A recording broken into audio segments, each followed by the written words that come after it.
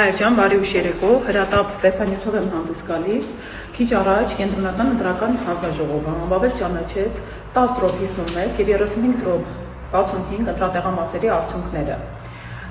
Այս արդյունքների անվավերությունը ըստ էության էական ազդեցություն է ունենալու ընդհանրական ազգային ժողովի ընտրությունների արդյունքների վրա, որովհետև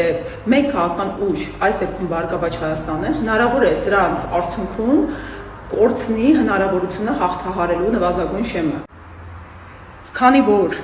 այս որոշումները էական ազդեցություն կարող են ունենալ ընդհանրական ազգային ժողովի ընտրությունների արդյունքների վրա, անհրաժեշտ է վերաքվեարկության որոշում ըստ ընտրական օրենսգիրք սահմանադրական օրենքին։ Ավելին ասեմ, այս որոշումը դեռևս կենտրոնական ընտրական հանձնաժողովը կարող է կայացնել ընդհանուր արդյունքներն ամփոփելիս, իր մի շարք իրավասությունները երբ որ թվարկվում են, դրանց շարքին է դասվում առանձին տեղամասային կենտրոններում վերաքվեարկության սահմանման մասին որոշումը։ Ես կարծում եմ, որ սա պետք է դառնա օրապահանջ, որովհետև Բարգավաճ Հայաստանի անցնել չանցնելու եւ մանդատների բաշխման խնդիր է ծագում, բացի այդ տեղեկացնեմ իրազեկեմ, որ հենց լուսադեմին ընտրությունների ինքը ստիպում է ներկայացրել, օրինակ 12/13 տեղամասային կենտրոնի արդյունքներն